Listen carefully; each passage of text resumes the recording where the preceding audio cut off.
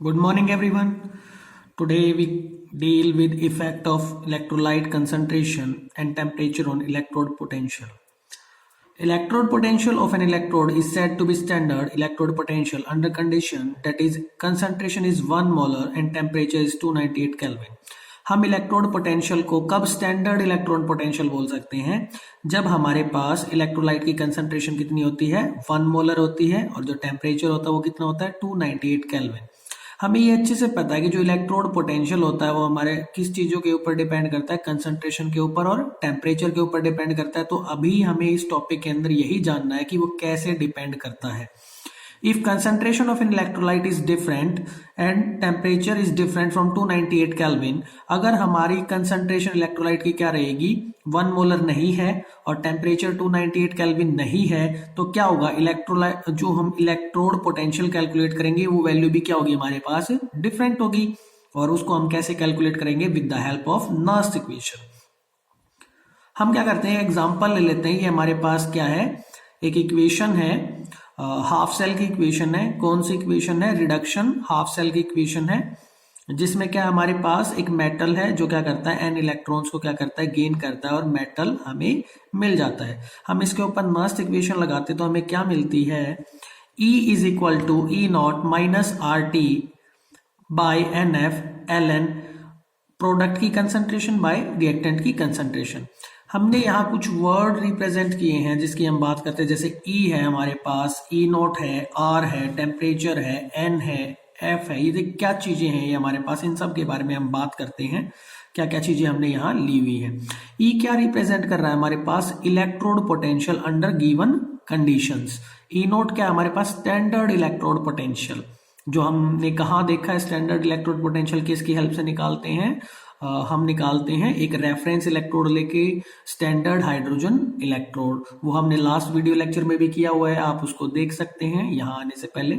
Are क्या है हमारे पास, गैस कांस्टेंट, जिसकी वैल्यू कितनी होती है, 8.314 joule per kelvin per mole. T is temperature in kelvin. N is number of electrons involve in electrode reaction. जितने भी क्या है हमारे पास इलेक्ट्रॉन्स इन्वॉल्व होंगे एक इलेक्ट्रोड रिएक्शन में, वो वैल्यू क्या देगी हमें, एन की वैल्यू यहाँ हम क्या कर सकते हैं, नोट डाउन कर सकते हैं। एफ क्या है हमारे पास, फैराडेज कांस्टेंट, जिसकी वैल्यू कितनी होती है हमारे पास, 96500 कूलम।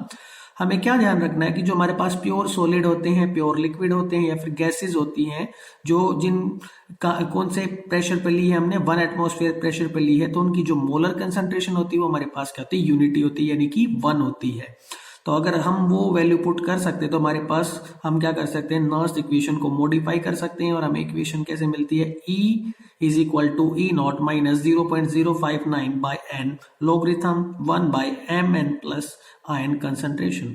ये वैल्यू 0.0591 आई कहाँ से, एक्चुअली हम क्या करते हैं, जो ऊपर हमने इक्वेशन देखी थी यहाँ, इसमें क्या किया हमने, R की वैल्यू को पुट किया है, कितना 8.314, टेम्परेचर को पुट किया है 298 केल्विन, N की वैल्यू क्या है हमें अभी नहीं पता है इक्वेशन में कितनी है, तो हमने N को एज इट इज N रखा है, फेरेडो को पुट कर दिया 96500 कूलम।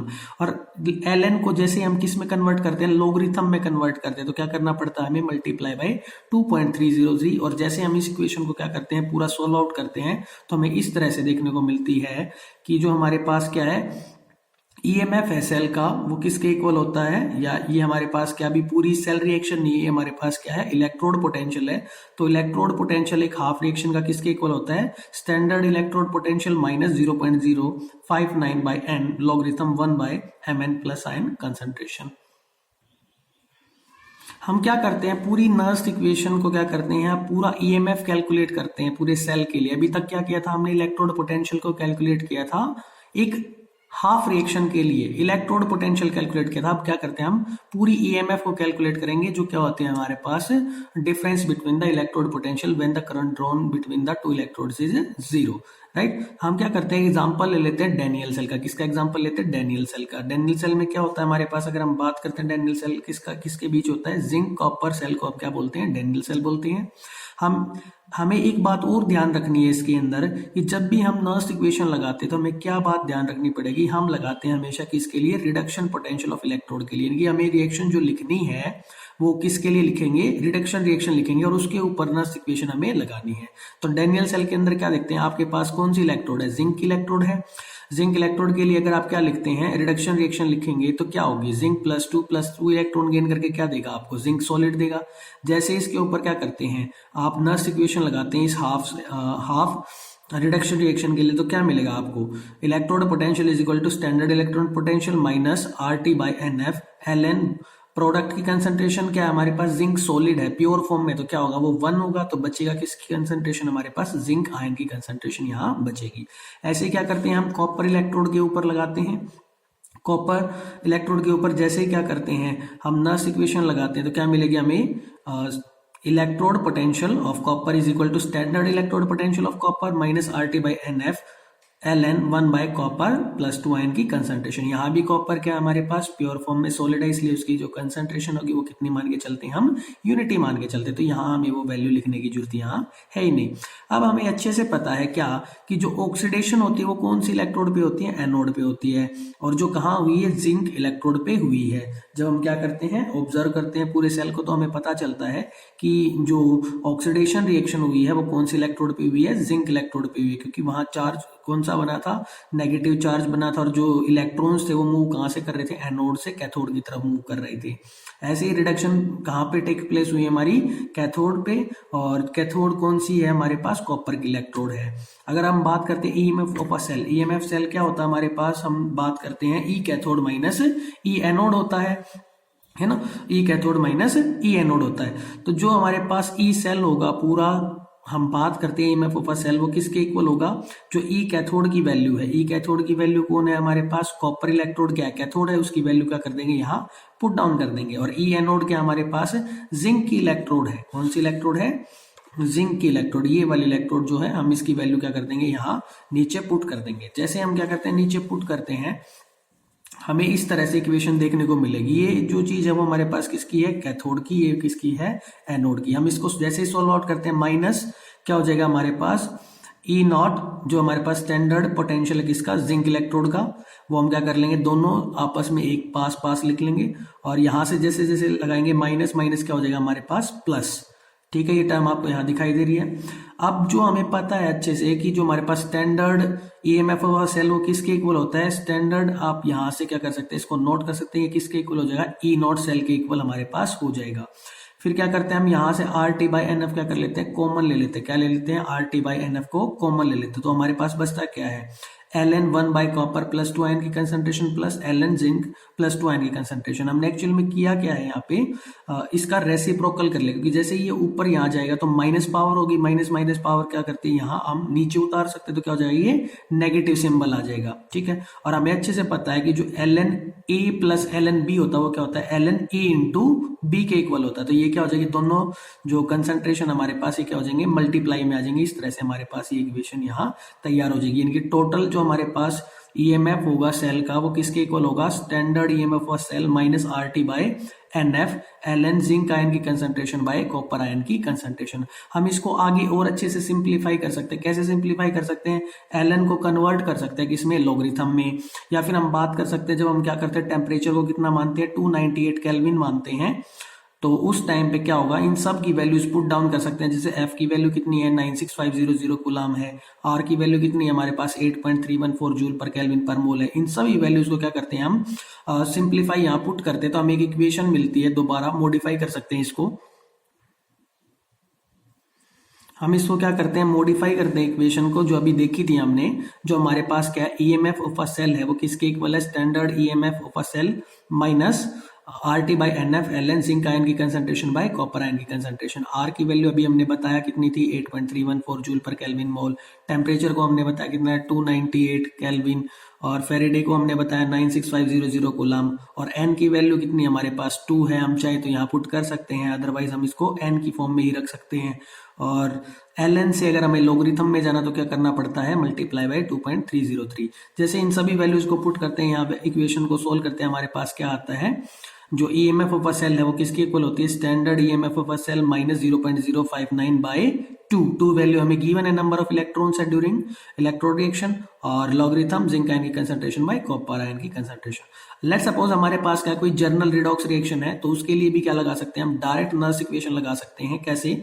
लेट्स सपोज एक जर्नल इक्वेशन है A plus B gives X X plus Y Y. तो नर्स इक्वेशन जैसे लगाते हैं क्या होगा हमारे पास, टोटल ईएमएफ ऑफ सेल किसके इक्वल होगा, standard EMF of cell minus R T by N F L N, X की पावर एक्स और y की पावर y, a की पावर a, b की पावर b, राइट। और जैसे अगर हम टेम्परेचर को कितना रखते हैं 298 केल्विन रखते हैं, स्टैंडर्ड रखते हैं, तो हमें क्या करना पड़ेगा, यहाँ हम सभी वैल्यूज को सॉल्व आउट कर सकते हैं। ये r की वैल्यू टेम्परेचर की वैल्यू, फेरेडे की वैल्यू, और ln को किसमें कन्वर्ट कर दिया गया है, लोगरिथम में कन्वर्ट कर दिया गया। तो वैल्यू कितनी आएगी 0.059 बाई n।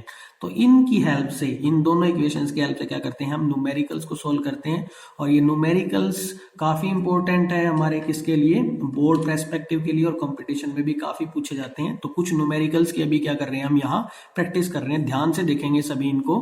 फर्स्ट न्यूमेरिकल अभी आएगा आपके सामने।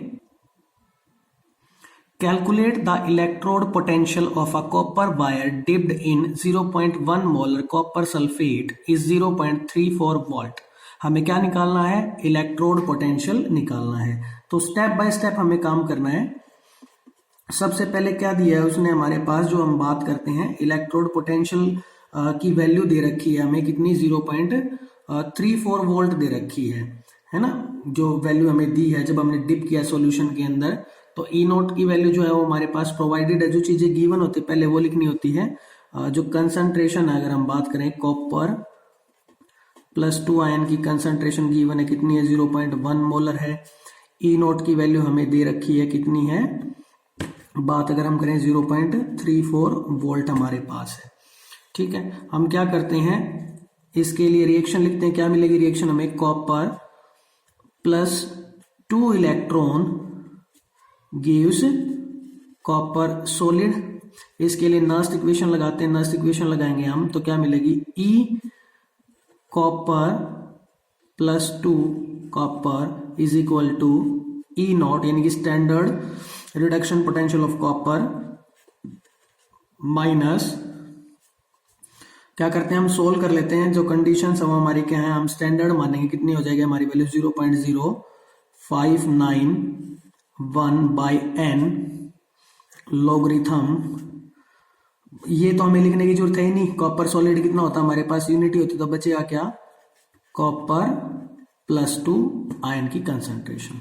ठीक है, ये वैल्यू हमें गिवन है कितनी है, 0.34 वोल्ट गिवन है, 0.0591। एन की वैल्यू कितनी है, यहाँ पे एन की वैल्यू है 2, तो पुट कर देंगे यार 2 लॉगरिथम 1 बाई, इसकी कंसंट्रेशन हमें पता है कितनी है, 0.1 है, कितनी है 0.1। इसको आगे सोल्व करते हैं, कितना बनेगा 0.34 माइनस, जब हम इसको सोल्व करेंगे ना 0.0591 बाई 2। जैसे इसको यहाँ से करेंगे तो ऊपर चला जाएगा, कितना चलेगा, log 10, और log 10 की वैल्यू कितनी होती है हमारे पास 1। इसको सोल्व करते हैं 0.34 माइनस, इसको सोल्व करेंगे कितना आएगा 0.0295, और इसको जैसे ही माइनस करते हैं तो हमें पता चलेगा कितनी आएगी इसकी वैल्यू, 0.310 के आसपास इसका आंसर आएगा। इस तरह से क्या करना है, हमें पेपर में इसको सोल्व करना है। जो कॉपर सॉलिड है उसकी कंसंट्रेशन हमें लेने की जरूरत नहीं है, क्योंकि क्या होती है, कॉपर सॉलिड को कितना मान के चले हम, जो कॉपर सॉलिड होता है उसकी कंसंट्रेशन कितनी होती है, 1 होती है।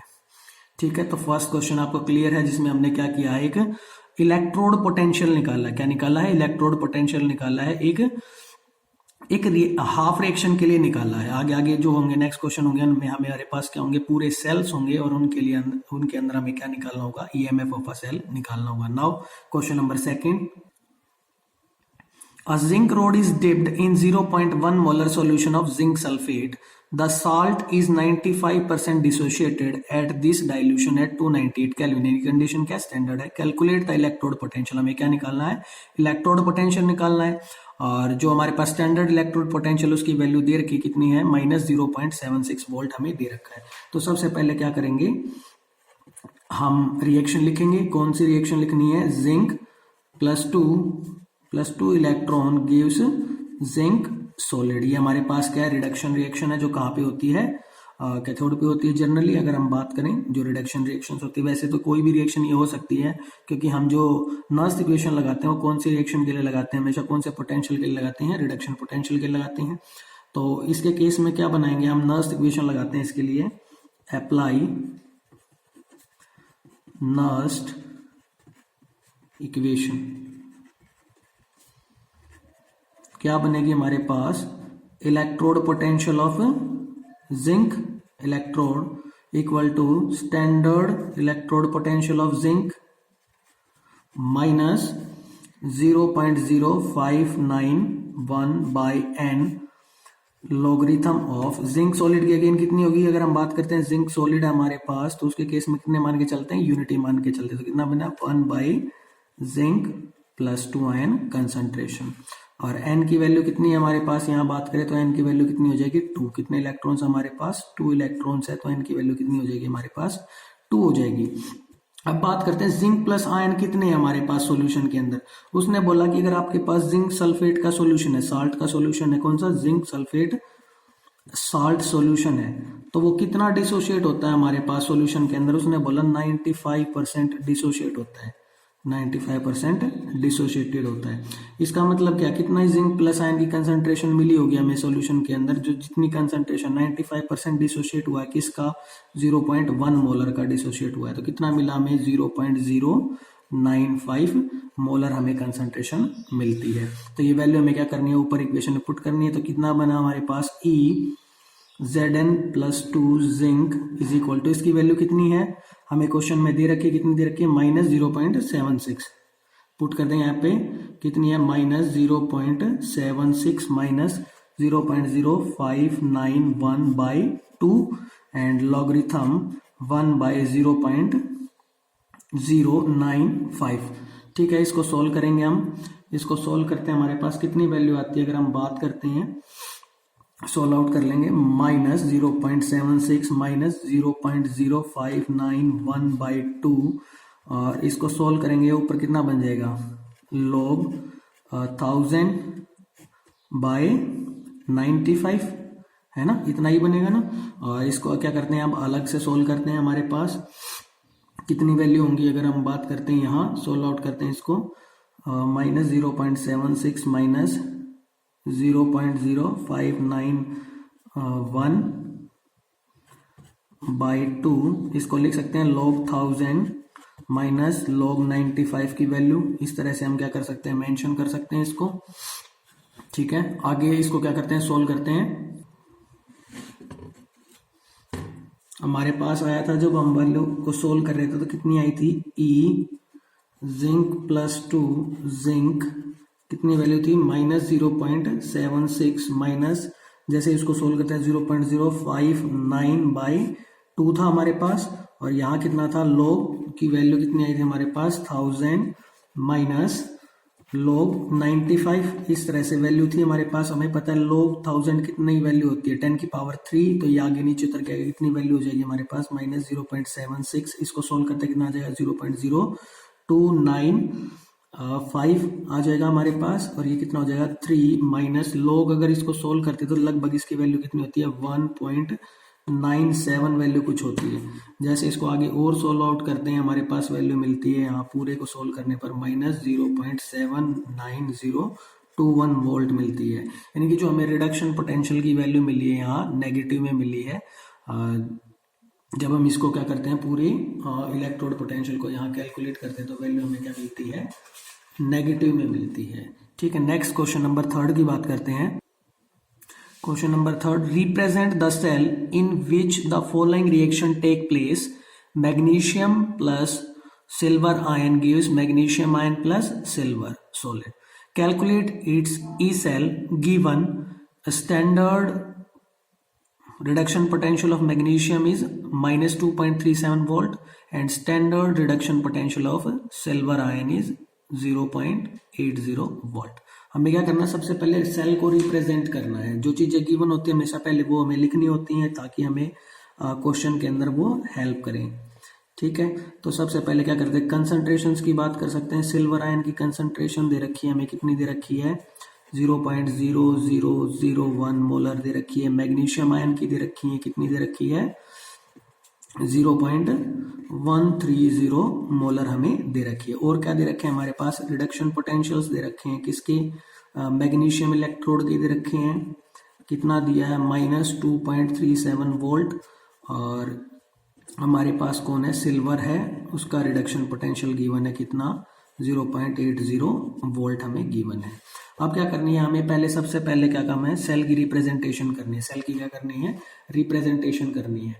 तो हमें पता है अच्छे से कि जो हमारे पास जो ईएमएफ है वो सेल का कैसा होना चाहिए, पॉजिटिव होना चाहिए।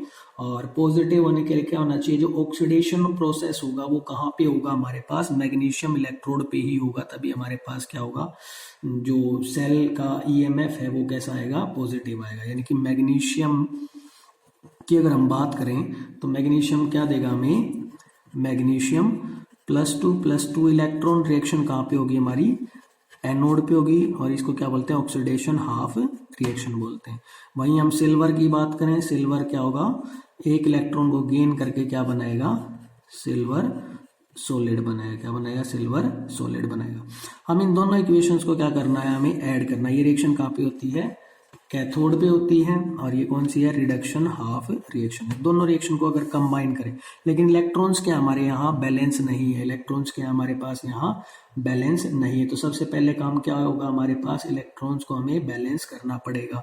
तो कैसे बैलेंस कर सकते हैं, इसको 2 से मल्टीप्लाई करके हम बैलेंस कर सकते हैं, जिसके कारण इलेक्ट्रॉन्स क्या होंगे हमारे इजिली दोनों तरफ बराबर हो चुके, कैंसिल आउट हो जाएंगे। तो हमारे पास क्या मिलेगा, magnesium solid +2 Ag plus ion gives, क्या देंगे आपको, मैग्नीशियम +2 Ag सॉलिड डिपॉजिटेड। ये क्या हमारे पास ओवरऑल सेल रिएक्शन, ये क्या हमारे पास ओवरऑल सेल रिएक्शन है। ठीक है, इसको क्या कर सकते हैं, अब हम लिख सकते हैं अच्छे से रिप्रेजेंट, हमने क्या कर लिया, इसको हमने रिप्रेजेंटेशन की फॉर्म में लिख सकते हैं। कैसे रिप्रेजेंटेशन करेंगे इसकी, मैग्नीशियम सॉलिड से हमें क्या मिला है, मैग्नीशियम +2 आयन मिले हैं। इसकी कंसंट्रेशन कितनी आती है हमारे पास, मैग्नीशियम की 0.130 मोलर है। उसके बाद क्या होगा, साल्ट ब्रिज होगा। उसके बाद कौन आएगा, सिल्वर आयन, जिसके कंसंट्रेशन कितने 0.0001 मोलर है। और उसके बाद क्या हमारे पास, सिल्वर की इलेक्ट्रोड है। इस तरह से क्या कर रखा है हमने, सेल को रिप्रेजेंट यहाँ किया है। अब क्या करते हैं हम, इसके लिए नास्ट इक्वेशन लगाते हैं, अप्लाई नास्ट इक्वेशन।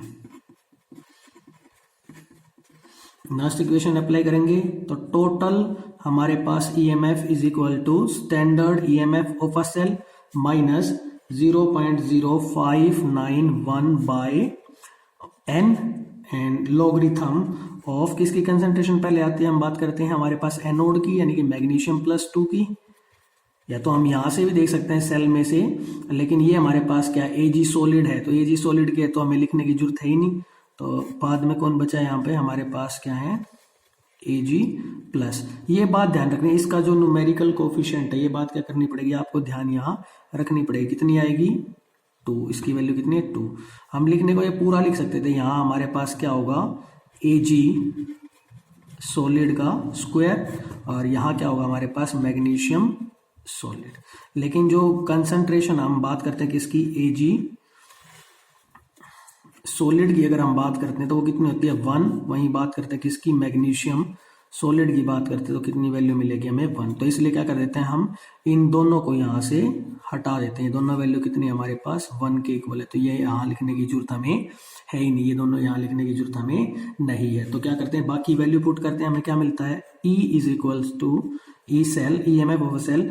ई नोट सेल नहीं निकाला अभी तक हमने, क्या किया है क्वेश्चन में, ई सेल नहीं निकाला, तो उसको निकाल लेंगे। तो कैथोड कौन है हमारे पास, कैथोड कौन है, सिल्वर है, और एनोड कौन है, मैग्नीशियम। तो वैल्यू पुट कर लेंगे, इसको निकाल लेंगे, कितना आ जाएगा, जो हमें वैल्यू गिवन है, सिल्वर की वैल्यू कितनी गिवन थी, अगर बात करते हैं हम स्टैंडर्ड इलेक्ट्रोड पोटेंशियल की वैल्यू करें कितनी है 0.80 माइनस, और जो मैग्नीशियम है उसकी कितनी है -2.37 वोल्ट है, कितनी है 27 वोल्ट। तो आंसर आ जाएगा यहाँ, और ये 0.0591। और n की वैल्यू कितनी है हमारी, n की वैल्यू रिएक्शन को देखने से पता चलेगा कितने इलेक्ट्रॉन्स हैं 2 इलेक्ट्रॉन्स, तो वैल्यू यहाँ पुट करेंगे, कितनी हो जाएगी हमारे पास 2 वैल्यू हो जाएगी। यहाँ लॉगरिथम मैग्नीशियम आयन की कंसंट्रेशन की बात करें तो कितनी दे रखी है मैग्नीशियम आयन की कंसंट्रेशन 0.130 है हमारे पास। और अगर हम किसकी बात करते हैं सिल्वर आयन की कंसंट्रेशन कितनी है 0.0001 हमारे पास है, उसका स्क्वायर हमें करना है तो हमें यहाँ कंसंट्रेशन मिल जाती है। जैसे इसको सोल्व करते हैं हमारे पास वैल्यू मिलती है लगभग जो यहाँ है 3.17 वोल्ट हमें मिलती है, माइनस इसको सोल्व करेंगे कितना है 0.0291 आता है यहाँ लॉगरिथम। और इसको जैसे यहाँ से हम क्या करते हैं लॉगरिथम की टर्म्स में सोल्व करते हैं हमें वैल्यू मिलती है नियरली, इसको सोल्व करेंगे कितना आ जाएगा 0.130, यहाँ कितना है 0.0001 इंटू 0.0001। इसको जैसे लॉगरिथम पार्ट को क्या कर लेंगे हम अच्छे से सोल्व कर लेंगे, हमें आता है 3.17 माइनस, जैसे इसको यहाँ माइनस सोल्व करते हैं हमें वैल्यू मिलती है 0.21। इस सारे का जो कॉन्ट्रीब्यूशन है हमें कितना मिलता है 0.21 वोल्ट मिलता है, इसको माइनस करते तो हमें मिलता है 2.96 वोल्ट, हमें आंसर यहाँ देखने को मिलता है। लेकिन ये चीज़ें क्या करना पड़ेगा आपको लॉग टेबल की हेल्प से देख के सोल्व इसको करना पड़ेगा, ठीक है। अब हम बात करते हैं क्वेश्चन नंबर 4 की। नेक्स्ट क्वेश्चन हमारे पास, can you store copper sulphate solution in a zinc pot. क्या है नेक्स्ट, कॉपर सल्फेट सॉल्यूशन को क्या हम जिंक पॉट में स्टोर कर सकते हैं। तो हम इसके लिए क्या कर सकते हैं, कुछ चीजें हमारे पास हमें पता है अच्छे से कि जो जिंक है सॉलिड अगर बात कर रहे हैं और कॉपर सल्फेट जो हमने लिया है सॉल्यूशन की फॉर्म में लिया है एक्वस, तो उनके बीच क्या होंगी रिएक्शन होगी, क्या मिलेगा आपको zinc sulphate plus copper solid हमें मिलता है, ठीक है। ये एक्वस फॉर्म में हमारे पास है यहाँ, ठीक है। लेकिन इसका आंसर हम इस तरह से डायरेक्ट दे नहीं सकते, वैसे हमें पता है कि जो जिंक है वो हमारे पास क्या है मोर रिएक्टिव देन कॉपर, लेकिन हमें अपना आंसर निकालना कैसे है, हम अपना आंसर निकालेंगे किस तरह से, हम standard EMF of a cell calculate करेंगे। तो हमें कुछ वैल्यूज क्या होती हैं या गिवन होंगी जो स्टैंडर्ड हम बात करते हैं किसकी इलेक्ट्रोड पोटेंशियल जिंक की, तो वैल्यू हमारे पास होती है -7.6 वोल्ट होती है। और वहीं बात करते हैं किसकी कॉपर की बात करते हैं स्टैंडर्ड पोटेंशियल की, तो वो वैल्यू होती है हमारे पास 0.34 वोल्ट होती है हमारे पास, ठीक है। 34 वोल्ट हमारे पास वैल्यू होती है। हम इसके लिए क्या करते हैं पहले सेल की रिप्रेजेंटेशन करते हैं। सेल की रिप्रेजेंटेशन क्या होगी हमारे पास, सेल की रिप्रेजेंटेशन जब हम देखते हैं हमें मिलती है जिंक से zinc +2 salt bridge copper +2 copper solid हमें मिलता है। हम क्या करते हैं इसके लिए ई सेल निकालते हैं, क्या करते हैं ई नॉट सेल निकालते हैं, यानी कि स्टैंडर्ड ईएमएफ सेल निकालते हैं। किसके इक्वल होगा कैथोड, ये वाला हिस्सा क्या होता है हमारे पास कैथोड होता है, ये वाला हिस्सा क्या होता है हमारे पास एनोड होता है। तो ई cathode minus E not anode, तो दोनों वैल्यू हमें गिवन है। कैथोड की वैल्यू कितनी है 0.34 वोल्ट और इसकी कितनी है -7.6 वोल्ट। जैसे इसको सोल्व करते हैं हमारे पास आंसर आता है लगभग 1.10 वोल्ट आंसर आता है। यानी कि अगर हमारे पास ई नोट सेल क्या होती है पॉजिटिव होती है, तो इससे क्या प्रिडिक्ट करते हैं हमारे पास रिएक्शन क्या होती है स्पॉन्टेनियस होती है। कैसी होती है रिएक्शन स्पॉन्टेनियस रिएक्शन। अगर रिएक्शन स्पॉन्टेनियस है इसका मतलब क्या है केमिकल रिएक्शन हो रही है, इसका मतलब क्या है केमिकल रिएक्शन हैपन्स। और केमिकल रिएक्शन होगी तो फिर क्या है हम कॉपर सल्फेट को जिंक पॉट के अंदर नहीं रख सकते, ठीक है। इस तरह से हम इसका जवाब दे सकते हैं। नेक्स्ट क्वेश्चन नंबर 5 की बात कर रहे हैं, calculate the EMF of a cell in which following reaction take place. ये हमारे पास क्या है रिडॉक्स रिएक्शन है और जिसका ई सेल हमें गिवन है और क्या निकालना है ईएमएफ निकालना है। तो हम क्या करते हैं इसके लिए सबसे पहले क्या करेंगे इसके लिए नर्स्ट इक्वेशन लगाएंगे। क्या करते हैं apply Nernst equation. Nernst equation क्या होगी E cell is equal to E nought cell minus 0.059 by N logarithm. सबसे पहले किसकी लिखते हैं हम प्रोडक्ट की, प्रोडक्ट में कौन है निकल, कौन है निकल +2 है ना, और कौन है एजी सॉलिड है ना, उसका कितना है कोफिशिएंट 2, तो उसके ऊपर लिख दिया हमने यहाँ 2। फिर क्या करते हैं हम उसके बाद रिएक्टेंट की लिखते हैं, वहां कौन है मेरे पास निकल सॉलिड और कौन है सिल्वर आयंस ठीक है, जिसके आगे कितना कोफिशिएंट है 2। लेकिन हमें पता है सॉलिड के केस में कितना मान के चलते हैं हम, प्योर सॉलिड के केस में उनकी कंसंट्रेशन 1 मान के चलते हैं। कितनी मान के चलते हैं 1 मान के चलते हैं। तो ई सेल क्या हो जाएगा हमारे पास ई नोट सेल की वैल्यू गिवन है क्वेश्चन में कितनी है 1.05 वोल्ट और 0.0591। और n की वैल्यू कैसे निकालेंगे हम? रिएक्शन को चेक कर सकते हैं। रिएक्शन को चेक करने के लिए क्या है, और एक हाफ रिएक्शन को चेक कर लीजिए कितनी है, निकल सॉलिड से निकल +2। तो कैसे जाएगा निकल सॉलिड से निकल +2? अगर हम बात करें तो 2 इलेक्ट्रॉन्स को क्या करेगा, रिलीज करेगा। वहीं बात कर सकते हैं कि इसकी सिल्वर की, तो सिल्वर क्या करेगा, एक इलेक्ट्रॉन को गेन करके क्या बनाता है, सिल्वर सॉलिड बनाता है। इक्वेशन को बैलेंस करेंगे, मल्टीप्लाई बाई 2, और पूरी रिएक्शन को क्या कर देते हैं, कंबाइन कर देते हैं। तो यानी कि कितने इलेक्ट्रॉन्स का है, 2 इलेक्ट्रॉन्स इन्वॉल्व हैं। लॉगरिथम निकल की कंसंट्रेशन कितनी है क्वेश्चन में, पुट कर देंगे यहाँ 0.160 पुट कर दी। वहीं सिल्वर आयन की कंसंट्रेशन कितनी है, 0.002, और कितने टाइम्स है उसका, 2 टाइम्स। तो 2 टाइम्स यहाँ हम वैल्यू को क्या करते हैं, पुट करते हैं। कितना आ जाएगा 1.05 माइनस इसको सोल्व करेंगे कितना आएगा 0.029 है ना, 29, और ये लॉगरिथम 0.160 बाई 0.002 इंटू 0.002।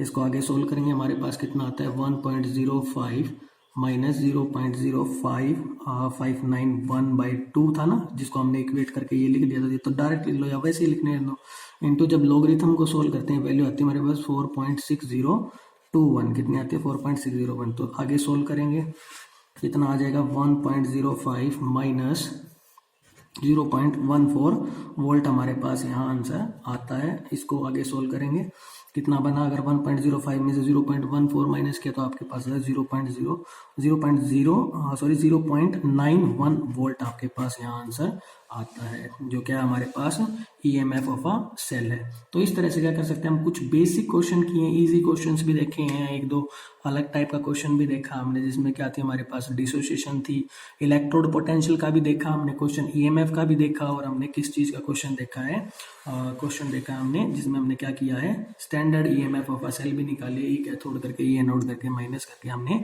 क्वेश्चन को सोल्व भी किया है। जो हमारे पास नेक्स्ट होंगे जिसमें क्या होगा, हमारा रिलेशन होगा किसका, स्टैंडर्ड EMF का किसके साथ, गिब्स फ्री एनर्जी के साथ, उसके ऊपर भी न्यूमेरिकल्स हमें करने हैं। और जो नेक्स्ट रिलेशन होगा किसका, स्टैंडर्ड गिब्स फ्री एनर्जी का इक्विलिब्रियम कांस्टेंट के ऊपर, उसके ऊपर भी हमें कुछ न्यूमेरिकल्स को प्रैक्टिस करना है। तो कुछ आज बेसिक क्वेश्चंस भी हमने देखे हैं किसके ऊपर, नस्ट इक्वेशन के ऊपर, जो हमारे पेपर के अंदर देखने को मिलते हैं। Thank you very much.